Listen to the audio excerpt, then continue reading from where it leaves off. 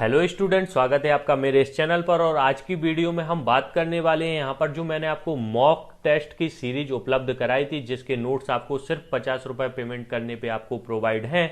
और इस वीडियो की डिस्क्रिप्शन में भी लिंक दी गई है, यदि आपने वो परचेस नहीं कर पाए तो उसको आप परचेस कर सकते हैं। उसमें से जो मॉक टेस्ट हमारा फर्स्ट था उसको मैं यहाँ पर आपको सॉल्व करवा रहा हूँ, क्योंकि जिन स्टूडेंट्स ने ये पीडीएफ ये नोट्स हमारे परचेस करे हैं उनने जब इस टेस्ट को लगाया तो कुछ उनको कंफ्यूजन है, आंसर उन पे नहीं बन रहे हैं, तो आज मैं उसका सॉल्यूशन यहाँ पे करने वाला हूँ।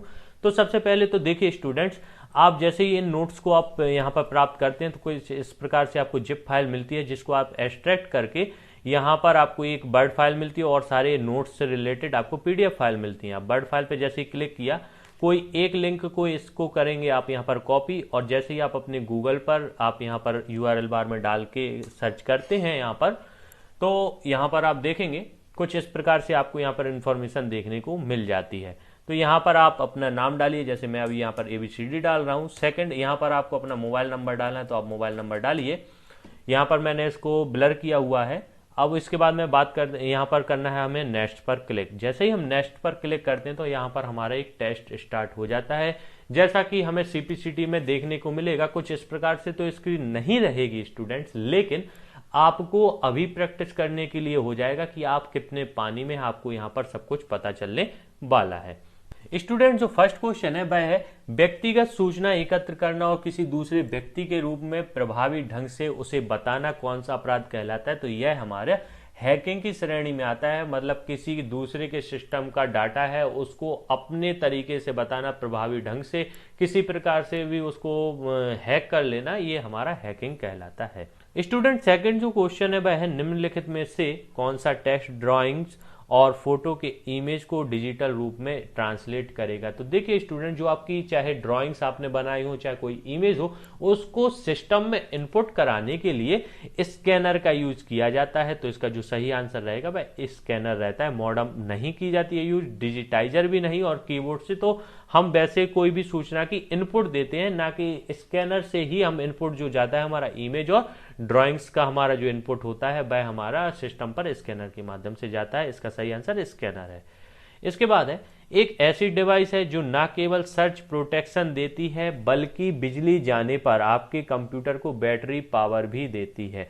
तो देखिए, आपको मैं बताना चाहूंगा कि बिजली पावर, जैसे आपकी लाइट चली जाए तो इसके लिए आपके पास में प्रोटेक्शन के लिए क्या होता है, तो आपके पास में यूपीएस होता है। यूपीएस के माध्यम से यदि आपकी लाइट भी जाती है, बिजली भी आपकी चली जाती है, तो उस टाइम पर भी आपका सिस्टम चालू रहता है। अगर हम बात करें यूपीएस को, हम यहाँ पर फुल फॉर्म क्या होता है, तो अनट्रप्टेड पावर सप्लायर, इसको हम कहते हैं यूपीएस को। तो जो इसका सही आंसर है वह है यूपीएस। इसके बाद हम बात करें फोर्थ क्वेश्चन की, ऐसे प्रोग्राम जो कंप्यूटर सॉफ्टवेयर जिसके विभिन्न भागों का रखरखाव और उनकी मरम्मत करते हैं कहलाते हैं। ऐसे छोटे छोटे सॉफ्टवेयर होते हैं जो आपके सिस्टम को यहाँ पर बहुत सा वर्क देते हैं, तो वह सिस्टम सॉफ्टवेयर जो आपके कहलाते हैं वह होते हैं यूटिलिटी सॉफ्टवेयर। इसके बाद में यहाँ पर एक क्वेश्चन है, SDLC का मतलब क्या है। यहाँ पर मतलब से है कि फुल फॉर्म क्या है इसका, तो इसका फुल फॉर्म होता है system development life cycle. Students देखिए, यहाँ पर एक फुल फॉर्म आ गया है ना, इन नोट्स में भी मैंने आपको फुल फॉर्म की A से लेके Z तक किसी भी प्रकार का फुल फॉर्म होगा आपको उसकी PDF प्रोवाइड की है। इसलिए आप इन नोट्स को परचेज जरूर करें, क्योंकि इस प्रकार के आपको यहाँ पर क्वेश्चन देखने को मिल जाते हैं। और बहुत जल्द मैं आपको CPCT का एक किसी भी निश्चित डेट के क्वेश्चन पेपर भी लाने वाला हूं, वहां पर दिखाऊंगा कि किस प्रकार के क्वेश्चन आते हैं। और मैंने आपको नोट्स में सभी कंप्लीट कोशिश करी है कि उसमें से कुछ नोट्स आपको प्रोवाइड हो सके, और साथ में ये MCQ की सीरीज दी है। इसलिए नोट्स को परचेस करें, 50 रुपए में आपका कुछ नहीं जाएगा, लेकिन हो सकता है कि आपको बहुत ज्यादा हेल्प मिल जाए जब आप CPCT का एग्जाम देने जाएं। स्टूडेंट्स, अब हम बात करते हैं क्वेश्चन नंबर 6 की, 0.25 का द्विधारी बाइनरी निरूपण है। तो इसका जो आंसर है अब हमें इस प्रकार से देना है, 1011, इस प्रकार से इसको करना है यहाँ पर कन्वर्ट। तो अभी है ये डेसिमल में, इसको हमें करना है बाइनरी में कन्वर्ट। और बाइनरी आप समझती हैं 0-1 पर आधारित होता है, जिसको हमारा सिस्टम समझता है। तो आपको इसको किस प्रकार से समझ सकते हैं, तो इसके लिए तो देखिए डीपली अगर हम समझेंगे तो एक वीडियो अलग से चाहिए पड़ेगी, आप कहेंगे तो बनाऊंगा। इसके बाद में अगर मैं इसको अभी आपको समझाना चाहूं तो देखिए, इसको हम 0.25 को कुछ इस प्रकार से लिखेंगे 25 और यहाँ पर 10। बेस होता है डेसिमल का 10 और बाइनरी का क्या होता है, यहाँ पर 2 होता है बेस। हम 25 को कुछ इस प्रकार से लिख के और अगर 2 से भाग देंगे तो यहाँ पर 2 एकम 2 और 2 दूनी 4, एक हमारा यहाँ पर शेष बचता है। उसके बाद हम 2 को 12 से 12 में 2 का देंगे तो 2 का 12 में पूरा पूरा जाएगा, यहाँ पर 6 आता है तो यहाँ पर हम इसको 0 लिखेंगे, मतलब हमें हासिल कोई भी नहीं बची है। इसके बाद अगर हम यहाँ पर बात करें 2 की, फिर से 2 से दें 6 में, तो यहाँ पर पूरा पूरा जाता है 6 में 2 का भाग, तो यहाँ पर भी हासिल कोई नहीं बचेगी, तो यहाँ पर 0 आ जाएगा। इसके बाद अगर हम 2 का डिवाइड 3 में देंगे तो यहाँ पर 2 एकम तो 2 होता है और एक हमारा यहाँ पर शेष बचता है। अब यहाँ पर हमें इसको लिखना है नीचे से ऊपर की ओर। कैसे, जैसे यहाँ का 1 है हम इसको लिखेंगे 1, फिर यहाँ का 1 है इसको भी हम यहाँ पर 1, और यहाँ पर 2 0 हैं तो हम इनको 2 0, और यहाँ पर ऊपर 1 है इसलिए इसको हम 1 लिखेंगे। और इस प्रकार का हमारा इसका आंसर होगा कि इसका जो सही आंसर रहेगा वह रहेगा यहाँ पर 1100 इसका आंसर रहेगा। अगर हम इसको एक प्रकार से और समझना चाहें यहाँ पर स्टूडेंट्स, तो यहाँ पर देखिए, जैसे हमारा यहाँ पर 1, फिर हमने इसके बाद में लिखा 1 और यहाँ पर 0 0 और 1, ठीक है ना। अगर हम इसको कुछ इस प्रकार से लिखें कि हमारा जो यहाँ पर बाइनरी में होता है, बाइनरी में क्या होता है, सबसे लास्ट से स्टार्ट करते हैं, फर्स्ट 1, फिर 1 का डबल 2, फिर 4, 8 और 16, और इसी प्रकार से अगर और भी यहाँ पर संख्या होती तो यहाँ पर 32, फिर 64, उसका डबल डबल होता जाता है। अब जो हमारा 0 रहता है हम इसको मानते हैं ऑफ, और जो हमारा 1 रहता है इसको मानते हैं हम ऑन। हमें क्या करना है, इन दो को, जहां पर 0 है इसको तो छोड़ देना है 4 और 2 को, लेकिन हमें जो जहां जहां 1 है उसको हमें जोड़ना है। तो 16 और 8 24 और 1 25। हम इस प्रकार से भी इसको यहाँ पर जोड़ सकते हैं। देखिए कैसे, जैसे यहाँ पर हमारा 16 है, हम इसको लेंगे, फिर प्लस, और यहाँ पर 1 पर भी यहाँ पर हम ऑन है तो यहाँ पर हम 8 करेंगे कुछ इस प्रकार से, और फिर यहाँ पर हमारा 1 भी है, यहाँ पर वह भी ऑन है तो यहाँ पर 1। अगर हम सभी का योग करें तो यहाँ पर 25 आता है, इसलिए इसका आंसर है यहाँ पर 11001। अब इसको और अच्छे से और आपको समझना है तो इसके लिए एक वीडियो चाहिए पड़ेगी, जिसको मैं आपको बनाऊंगा यदि आप कमेंट करेंगे तो। उसके बाद अगर हम बात करें क्वेश्चन नंबर 7 की, निम्नलिखित में से किस समूह में केवल इनपुट डिवाइस हैं। अभी यहाँ पर हमें माउस, कीबोर्ड और प्लॉटर, देखिए माउस और कीबोर्ड तो इनपुट डिवाइस है, लेकिन प्लॉटर हमारा आउटपुट डिवाइस होता है। इसके बाद में है माउस, कीबोर्ड, प्रिंटर, प्रिंटर भी हमारा एक आउटपुट डिवाइस है। माउस, कीबोर्ड, मॉनिटर, मॉनिटर भी हमारी एक आउटपुट डिवाइस है। अब हम बात करते हैं लास्ट की, माउस, कीबोर्ड, स्कैनर। देखिए माउस, कीबोर्ड और स्कैनर तीनों हमें इनपुट देती हैं, सिस्टम को इनपुट प्रदान करती हैं, इसलिए जो हमारा ये समूह रहेगा वह रहेगा 4th नंबर, माउस, कीबोर्ड और स्कैनर। बात करते हैं 8th क्वेश्चन की, वह स्थायी मेमोरी जिसमें कंप्यूटर के निर्माण के समय प्रोग्राम संग्रहित कर प्रोग्रामों को नष्ट नहीं किया जा सकता है, वह कहलाता है हमारा रोम होती है, जिसमें जब सिस्टम हमारा निर्माण होता है उसी समय उसमें कुछ प्रोग्राम इंसर्ट किए जाते हैं। और अगर हम रोम के फुल फॉर्म की बात करें तो रीड ओनली मेमोरी कहलाती है, जिसको हम राइट नहीं कर सकते हैं, ठीक है ना। इसके बाद बिट मैप क्या है, तो देखिए बिट मैप जो होता है वह छोटे छोटे बिंदुओं का ग्राफिक्स फाइल फॉर्मेट होता है, तो आप इसको देख लीजिए। इसके बाद में है 100101110 या ये रहेगा 8 बिट का समूह क्या कहलाता है। तो देखिए सबसे छोटी जो होती है वह होती है बिट, इकाई जो होती है मेमोरी की वह छोटी हो, सबसे छोटी होती है वह होती है 1 बिट। फिर जब 4 बिट मिलती हैं तो उनसे निबल बनता है, और जब 8 बिट एक साथ मिलती हैं, जो कि यहां पर पूछा गया 8 बिट्स का समूह, तो 8 बिट्स का जो समूह होता है वह हमारा कहलाता है बाइट। तो इसका जो सही आंसर रहेगा वह हमारा बाइट रहेगा। अगर यहाँ पर कहा गया हो तो 4 बिट्स का, तो 4 बिट्स का जो समूह होता है वह निबल कहलाता है। स्टूडेंट्स, इसके बाद क्वेश्चन नंबर 11, उन हार्डवेयर डिवाइसों को क्या कहते हैं जो मुख्य कंप्यूटर सिस्टम का भाग नहीं है और प्रायः सिस्टम में बाद में जोड़े जाते हैं। तो स्टूडेंट्स, ऐसी डिवाइस जो सिस्टम का भाग नहीं है उनको एडिशनल जोड़ा जाता है, अलग से लगा के उसमें इनपुट किया जाता है, वह कहलाती हैं पेरिफेरल डिवाइसेस। इसके बाद कंप्यूटर की असेंबली भाषा में लिखे गए प्रोग्राम को मशीन भाषा में बदलने के लिए कौन सा यहाँ पर जो हमारा सॉफ्टवेयर है या हमारा कहें तो वह हमारा असेंबलर कहलाता है, मशीन कहलाती है तो वह assembler.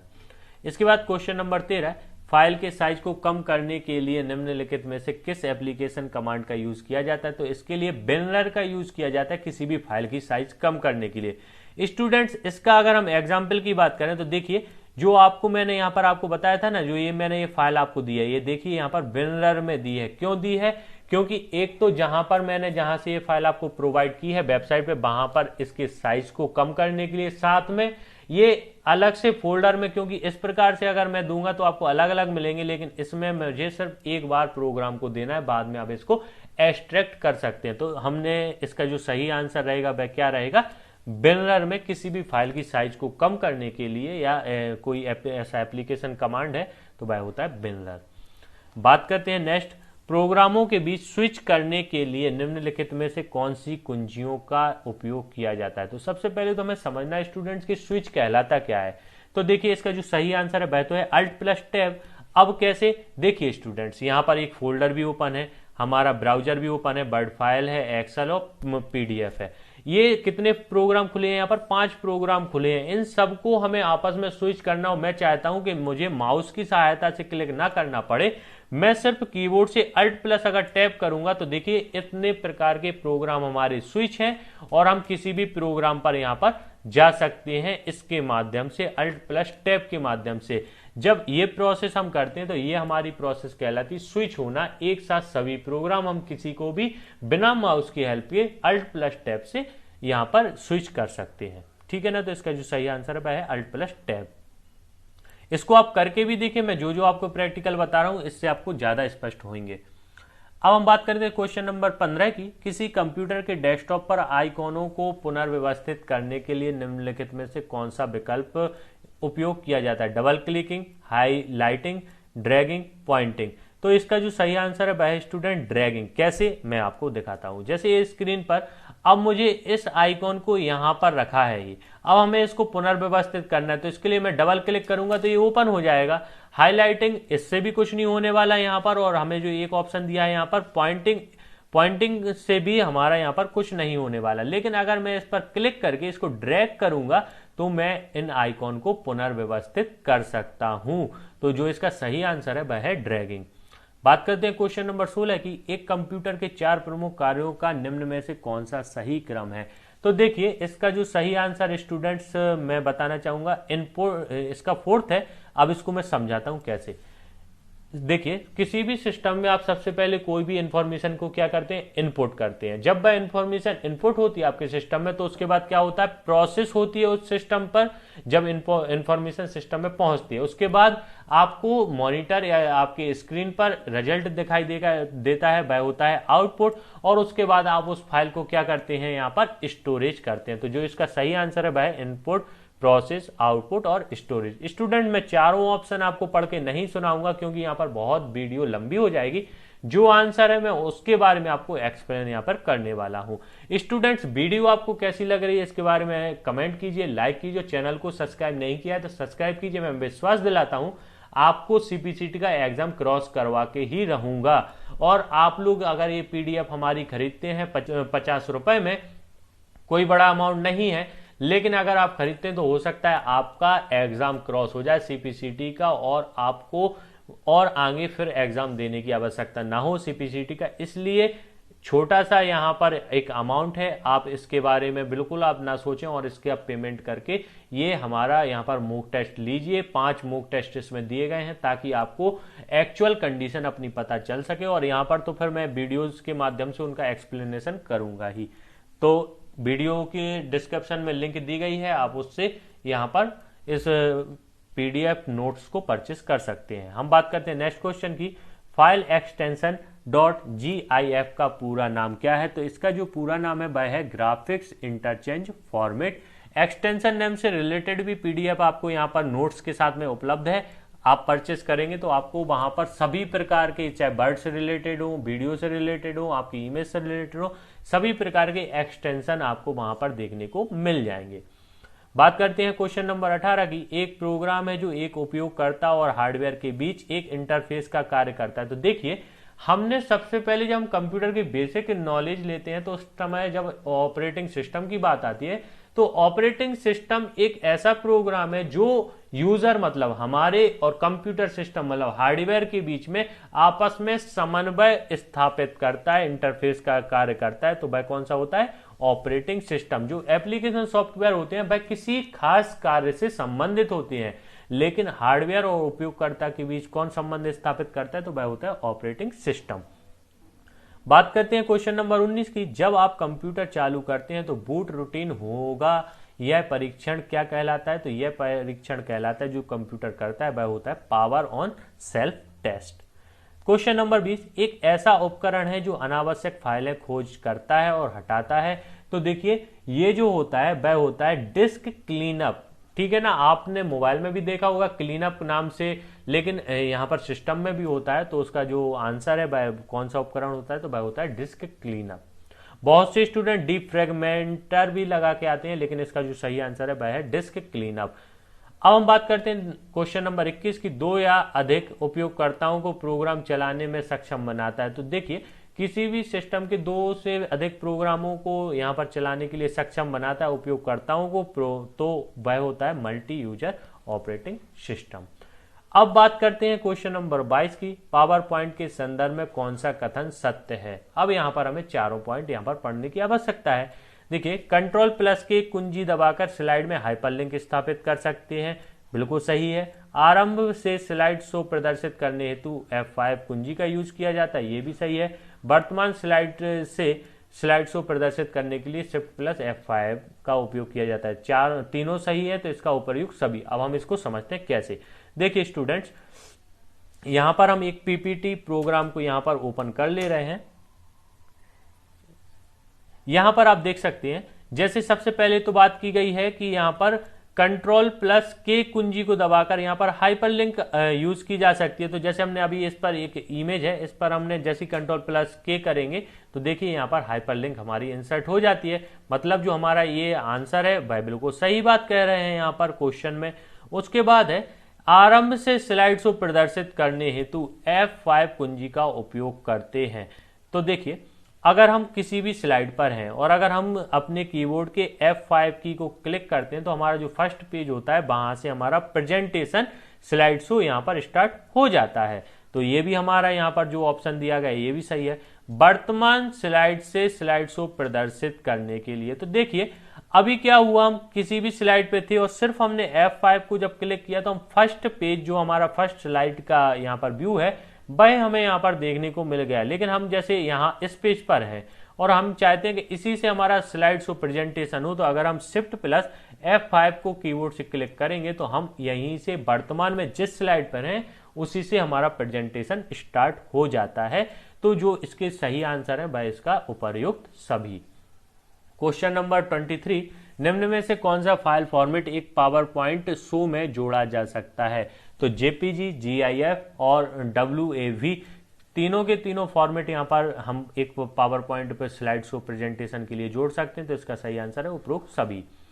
Question number 24, power point में जब आप कंट्रोल प्लस N कुंजी का उपयोग करके नई प्रेजेंटेशन खोलते हैं तो वह किस पर आधारित होती है? तो इसका सही आंसर है ब्लैंक प्रेजेंटेशन पर। देखिए मैं आपको बताता हूं यहाँ पर करके। ये हमारा यहाँ पर है, देखिए स्टूडेंट्स, एक हमारा स्लाइड शो है, पावर पॉइंट है। अगर हम इसमें कीबोर्ड की हेल्प से कंट्रोल प्लस N को क्लिक करते हैं तो यहाँ पर एक नई स्लाइड हमें ओपन होती है और वह किस रूप में रहती है? ब्लैंक रूप में रहती है। यहाँ पर कोई भी किसी भी प्रकार का प्रेजेंटेशन नहीं है, ब्लैंक है। अब हम इस पर कोई भी डिजाइन यहाँ पर कर सकते हैं स्टूडेंट। तो इसका जो सही आंसर है वह है blank presentation. Question number 25, Microsoft power point में सिलेक्ट किए गए ऑब्जेक्ट या स्लाइड की दूसरी प्रतिलिपि मतलब डुप्लीकेट तैयार करने के लिए कौन सी कुंजी का? तो इसका सही आंसर है कंट्रोल प्लस D। कैसे देखते हैं। जैसे अभी हमारा ये यहाँ पर इमेज देखने को मिल रही है आपको यहाँ पर सिस्टम की। अगर हम इस पर क्लिक करके यहाँ पर कंट्रोल प्लस D पर क्लिक करते हैं तो इसकी देखिए एक और इमेज आपको यहाँ पर देखने को मिल जाती है। मतलब डुप्लीकेट यहाँ पर बनाने के लिए अगर आप पावर पॉइंट में कंट्रोल प्लस D को क्लिक करते हैं तो आपको इस प्रकार की डुप्लीकेट आपको यहाँ पर इमेज मिल सकती है। बात करते हैं 26 क्वेश्चन की। निम्न में से कौन सा कथन असत्य है? पावर पॉइंट का उपयोग प्रेजेंटेशन तैयार करने के लिए किया जाता है। बिल्कुल इसका ये सही बात है कि प्रेजेंटेशन ही तैयार की जाती है पावर पॉइंट से। पावर पॉइंट में प्रत्येक प्रेजेंटेशन स्लाइड में विभाजित, देखिए स्टूडेंट ये सारी स्लाइड हैं, पावर पॉइंट के सभी प्रेजेंटेशन स्लाइड में विभाजित रहती है, तो ये भी बात सही है। डुप्लीकेट स्लाइड बनाने के लिए Ctrl+D, इससे पहले मैंने आपको बताया ही है। इसके बाद है स्लाइड को अधिकतम 500% तक जूम कर सकते हैं, ये यहाँ पर बिल्कुल असत्य कथन है। देखिए स्लाइड शो पावर पॉइंट में हम 400 तक यहाँ पर जूम कर सकते हैं। देखिए अधिकतम यहाँ पर अगर हम जूम पर बात करें तो देखिए अधिकतम कितना जा रहा है हमारा 400। तो इसका जो यहाँ पर असत्य कथन कौन सा है इसमें, ये वाला कि स्लाइड को अधिकतम 500% तक जूम कर सकते हैं। सेल एड्रेस E21 प्रदर्शित करता है, तो देखिए स्टूडेंट जो सेल E21 जो प्रदर्शित करता है वह हमारा E कॉलम और 21 रो को प्रदर्शित करता है। कैसे, हम इसको देख लेते हैं। देखिए हम जैसे यहाँ पर एक्सेल पर हैं और हमें E कॉलम हमारा ये है और E में अगर हम 21 पर क्लिक करेंगे तो देखिए यहाँ पर जो हमारा एड्रेस क्या आ रहा है स्टूडेंट्स, यहां पर अगर आप एड्रेस देखेंगे तो यहां पर क्या देखने को मिल रहा है आपको E21, मतलब कॉलम नंबर E और रो नंबर 21, और वही यहां पर हमसे पूछा गया है। तो इसका जो सही आंसर है E कॉलम रो 21 नंबर की, ठीक है ना। MS एक्सेल में एक फीचर जिसकी सहायता से डुप्लीकेट प्रविष्टियों को चिन्हांकित किया जाता है। MS एक्सेल की बात की जा रही है, तो इसका सही आंसर है कंडीशनल फॉर्मेटिंग। कैसे, हम देखते हैं। देखिए स्टूडेंट्स, मैंने एग्जाम्पल के लिए यहाँ पर 1 2 4 6 8 कुछ भी लिख सकते हैं, ठीक है ना। हमने यहाँ पर कुछ को रिपीट किया, जैसे 1 2 और 5 को रिपीट किया है। अगर हम इसको सिलेक्ट करें और यहाँ से कंडीशनल फॉर्मेटिंग पे जाके हाइलाइट्स में डुप्लीकेट वैल्यूज पर अगर क्लिक कर देंगे तो देखिए यहाँ पर स्टूडेंट्स जो हमारा डुप्लीकेट हुआ है उसको इसने पिंक कलर से हाईलाइट कर दिया है। तो ये किससे हुआ है डुप्लीकेट, जो हमारा बार बार टाइप हुआ है, मतलब जो डिजिट बार बार आए उनको उसने पिंक कलर से यहाँ पर डिफाइन किया है। तो ये किसके अंतर्गत आता है, तो हमारा कंडीशनल फॉर्मेटिंग के अंतर्गत आता है। आप इसको ट्राई कर सकते हैं। क्वेश्चन नंबर 29, निम्नलिखित में से कौन सा IP address classes network ID के लिए 16 बिट और होस्ट आईडी के लिए 16 बिट का उपयोग करता है। तो सबसे पहले तो हमें आईपी एड्रेस जो हमारा कहलाता है इंटरनेट प्रोटोकॉल कहलाता है, और अभी जो आईपी एड्रेस वर्जन 4 का ही इसमें बात की जा रही है, क्योंकि आईपी एड्रेस 6, IPv6 और IPv4 अभी चल रहे हैं। और इसमें अगर हम बात करें तो इसका जो सही आंसर है वह है क्लास बी। कैसे है, यहां पर इसके लिए हम एक चार्ट को यहां पर देखते हैं। स्टूडेंट देखिए ये आईपी एड्रेस का एक चार्ट है, ये भी एक पीडीएफ है, हालांकि इन नोट्स में आपको उपलब्ध नहीं कराई गई है, लेकिन मैं फिर भी आपको यहां पर बता रहा हूं कि देखिए बात की जा रही है क्वेश्चन में क्या, कि नेटवर्क आईडी को 16 बिट और होस्ट आईडी को 16 बिट। तो जो हमारी आईपी एड्रेस है उसका यहां पर अगर हम बात करते हैं क्लास बी की, तो ये क्लास बी होती है, और इसमें नेटवर्क के लिए कितना दिया गया है, एन, मतलब 8 बिट यहां पर, 8 बिट यहां पर। ऑक्टेल में भी होता है, तो 8 और 8 16 दिए जाते हैं नेटवर्क को यहां पर जगह, और 8 और 8 16 होस्ट के लिए यहां पर दी जाती है जगह। तो ये हमारा कौन सा कहलाता है, क्लास बी। इसको भी समझने के लिए यदि आपको ये समझ में नहीं आता है कमेंट कीजिए, मैं इस पर भी आपको वीडियो बनाऊंगा। लेकिन अभी जो इसका सही आंसर है वह क्या है, इसका यहां पर क्लास बी द्वारा इसको प्रदर्शित किया जाता है। अब क्वेश्चन है 30, यदि आप अपनी वर्कशीट में किसी सेल डेटा को सीधे एडिट नहीं करना चाहते हैं तो आप किसका उपयोग करेंगे। तो हम यहां पर फॉर्मूला बार का यूज करते हैं। कैसे, समझते हैं। देखिए जैसे अगर ये 24 लिखा है, हम इसको डायरेक्ट अगर हम यहां पर एडिट करना चाहें तो इस पर डबल क्लिक करेंगे और एडिट कर देंगे। लेकिन यदि स्टूडेंट हम चाहते हैं कि इसको हम डायरेक्ट ना करके इसको एडिट करें, तो ये हमारा फॉर्मूला बार है, हम यहां पर भी जाके इसमें क्लिक कर सकते हैं और इसको यहां पर सुधार कर सकते हैं। जैसे ही हम यहां पर कर्सर लेके जाते हैं तो देखिए लिखा भी आता है फॉर्मूला बार। तो जो इसका सही आंसर है वह है फॉर्मूला बार। कंप्यूटर सिस्टम की घड़ी क्या है, तो देखिए इसकी जो सही आंसर है वह है एक टाइमिंग डिवाइस है जो कंप्यूटर के ऑपरेशनों को सिंक्रोनाइज करने के लिए इलेक्ट्रिकल पल्स पैदा करती है। स्टूडेंट्स यदि आपके सिस्टम की घड़ी आपकी खराब है तो आप देखेंगे कि आपका इंटरनेट वर्क नहीं करता है। तो इसका जो सही आंसर है स्टूडेंट्स, एक टाइमिंग डिवाइस है जो कंप्यूटर के ऑपरेशनों को सिंक्रोनाइज करने के लिए इलेक्ट्रिकल पल्स पैदा करती है। इसके बाद है students question number 32, star topology में कौन सा डिवाइस इस्तेमाल किया जाता है। तो इसमें जो स्टार टोपोलॉजी होती है उसके लिए हम हब और स्विच का यूज करते हैं। हम देखेंगे हब और स्विच होते कैसे हैं। तो देखिए यहाँ पर मैं आपको दिखाता हूँ हब होता कैसा है। तो देखिए ये होती है हब, जो हमारी डिवाइस होती है। इसके बाद अगर हम स्विच की बात करें तो हमारी स्विच कुछ इस प्रकार से हमारा स्विच होता है। तो आप इसको समझ लीजिए बहुत अच्छे से। इसकी भी पीडीएफ अलग है, अभी मैंने इसको उपलब्ध आपको नहीं कराया है। इसके बाद है एमएस एक्सेल 2003, एमएस एक्सेस 2003 का फाइल एक्सटेंशन क्या है। स्टूडेंट देखिए एक्सटेंशन से 2 क्वेश्चन इसमें आ चुके हैं। तो इसका जो सही आंसर है वह है MDV। बात करते हैं क्वेश्चन नंबर 34 की, इनमें से कौन किसी सिक्योरिटी बफर की तरह किसी कंपनी के प्राइवेट नेटवर्क और बाहरी नेटवर्क के बीच काम करता है। तो वह होता है हमारा फायरवॉल होता है। अब हम बात करते हैं 35 नंबर क्वेश्चन की, ऐसे संदर्भ जिन्हें आप जब नए सेल में कॉपी करते हैं तो वह स्वतः ही बदल जाते हैं, उन्हें क्या कहा जाता है। तो उनको कहा जाता है रिलेटिव रेफरेंस कहा जाता है। जैसे कोई भी आपकी सेल में कोई भी चीज कॉपी है तो वह स्वतः बदल जाए, वह कहलाता है रिलेटिव रेफरेंस। एमएस एक्सेल 2013 में इटैलिक फॉर्मेटिंग लागू करने के लिए कौन सी कुंजी का यूज किया जाता है। तो इसके लिए Ctrl+3 का यूज किया जाता है। तो इसका जो सही आंसर है वह है Ctrl+3। बात करते हैं क्वेश्चन नंबर 37 की, वह इलेक्ट्रॉनिक डिवाइस जो डाटा को स्वीकार कर सकती है, डाटा प्रोसेस करती है तथा आउटपुट उत्पन्न करती है और परिणामों को भविष्य में प्रयोग करने के लिए स्टोर भी करती है। तो वह डिवाइस कहलाती है कंप्यूटर। ठीक है ना स्टूडेंट्स, इसके बारे में आप पढ़ेंगे तो आपको समझ में आता है कि कंप्यूटर एक ऐसी डिवाइस है जो डाटा स्वीकार भी करती है, मतलब इनपुट भी करती है, उसके बाद प्रोसेस करती है, आउटपुट भी देती है और स्टोर भी करके रखती है। क्वेश्चन नंबर 38, इनमें से कौन सा फंक्शन सीपीयू द्वारा क्रियान्वित नहीं किया जाता है। तो देखिए फैच, किसी भी प्रोग्रामों को फैच करना, डिकोड करना, किसी भी इंफॉर्मेशन को एग्जीक्यूट करना मतलब प्रोसेस करना, ये सभी काम सीपीयू के होते हैं। लेकिन सीपीयू का जो काम नहीं होता है वह होता है बैक आ केक। 39 क्वेश्चन, कंप्यूटर मेमोरी के संदर्भ में एचडी रैम क्या कहलाती है। तो इसका जो सही आंसर है वह है यहाँ पर synchronous dynamic random access memory.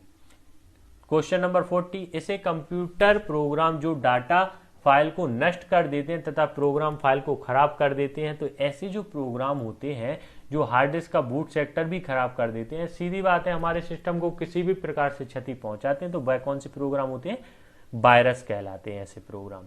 इसके बाद इंटरनेट पर जूम करने का शॉर्टकट की क्या है। तो जूम करने का इंटरनेट पर Ctrl+ का साइन होता है। अगर हम कीबोर्ड से कंट्रोल और प्लस के साइन को क्लिक करेंगे तो देखिए हमारा सिस्टम जूम होता है। और अगर हमें जूम आउट करना है या कम करना है तो यहाँ पर माइनस के साइन पर क्लिक करते हैं, तो यहाँ से हमारा एक्चुअल साइज में भी आ सकता है। स्टूडेंट्स इसके बाद हम बात करते हैं 42 नंबर क्वेश्चन की, इनमें से कौन सी ऐसी वेबसाइट है जिसे सोशल नेटवर्किंग के साथ व्यापारियों से जुड़ने के लिए उपयोग किया जाता है। तो देखिए स्टूडेंट, व्यापारियों से जोड़ने के लिए जो वेबसाइट है उसका नाम है यहाँ पर लिंक्डइन। इसके द्वारा हम यहाँ पर व्यापारियों से जुड़ सकते हैं। स्टूडेंट्स इसके बाद यदि हम बात करें कि निम्न में से कौन सा कथन सत्य है। SMTP के लिए डिफॉल्ट पोर्ट 25 और HTTP के लिए 80 होती है।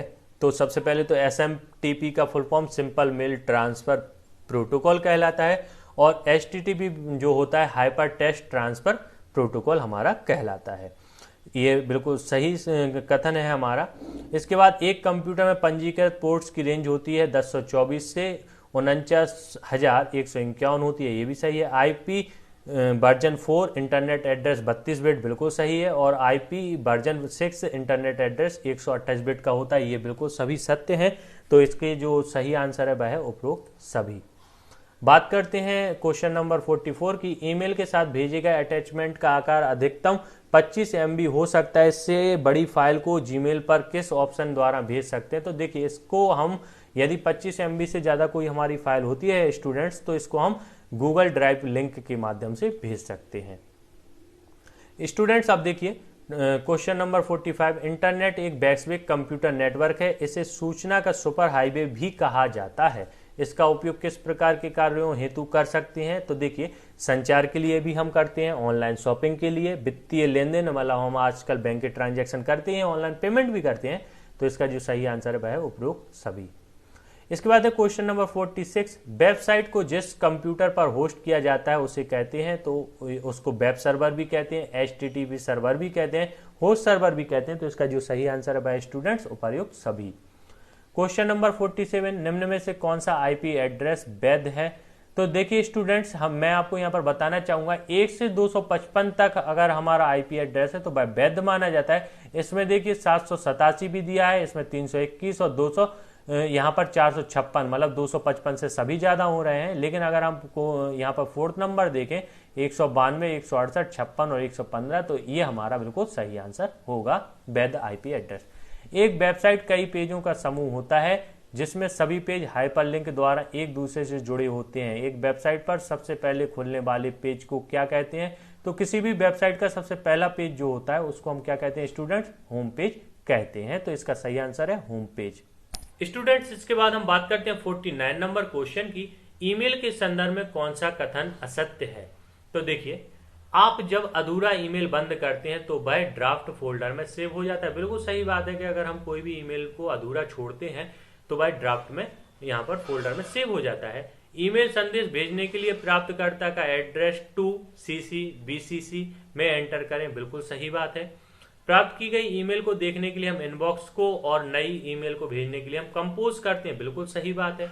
भेजी गई ईमेल खोलने के लिए हम ट्रेस का उपयोग किया जाता है। ये बिल्कुल गलत है। देखिए, जब हम ईमेल को डिलीट कर देते हैं वह हमारी ट्रेस नाम से जाती है, ना कि वहां पर हम ईमेल को खोल सकते हैं। तो ये हमारा बिल्कुल असत्य कथन है। स्टूडेंट्स, इस जो हमारा टेस्ट सीरीज है, मूक टेस्ट है, इसका लास्ट क्वेश्चन है 50 नंबर का।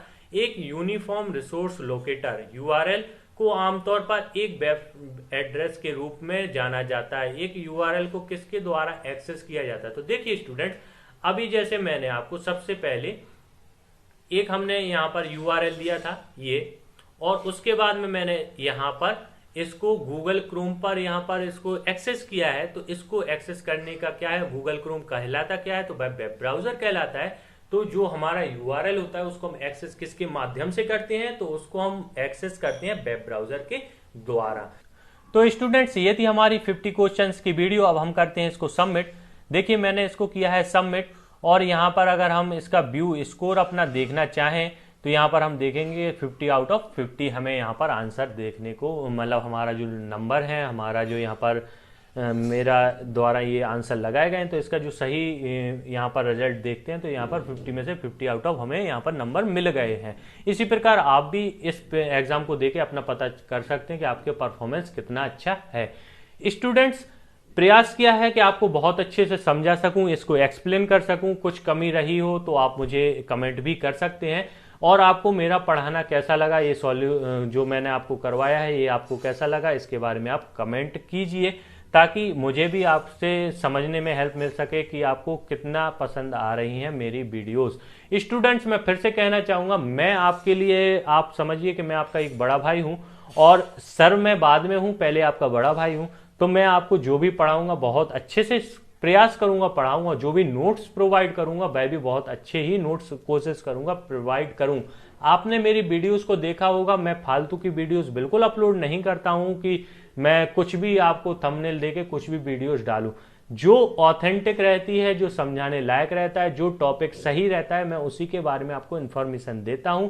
इसलिए मेरे चैनल को आप लाइक कीजिए, शेयर कीजिए दोस्तों के साथ, और चैनल को सब्सक्राइब तो अवश्य कीजिए। आपने मेरी अगर एक भी वीडियो देखी है तो आप देखिए, कहीं पर भी आपको फालतू का यहाँ पर कंटेंट देखने को नहीं मिलेगा। जो काम का है वही आपको मैं यहाँ पर कंटेंट प्रोवाइड करता हूं। इसलिए मेरे चैनल को आप सब्सक्राइब कीजिए। लास्ट में मैं फिर से कहूंगा, यदि आप 50 रुपए में ये नोट्स परचेस करते हैं तो हो सकता है कि आप इनको सॉल्व करके CPCT पास आउट कर सकें। तो आपके उस एग्जाम के दृष्टिकोण से 50 रुपए बहुत बड़ा अमाउंट नहीं है। इसलिए मैं आपसे कहूंगा कि ये PDF आप ये जो नोट्स हैं इनको परचेस कीजिए। डिस्क्रिप्शन में लिंक है। अभी हाल जैसे ही वीडियो देखी है, आप बिल्कुल फर्स्ट टाइम में ही आप इसको परचेस कर लीजिए। बहुत बड़ा कोई अमाउंट है नहीं, लेकिन अमाउंट इसलिए रखना जरूरी है क्योंकि जब तक स्टूडेंट्स का अमाउंट खर्च नहीं होगा तब तक इन नोट्स की वैल्यू आपके लिए नहीं रहेगी। इस कारण मुझे इनका अमाउंट रखना पड़ा है।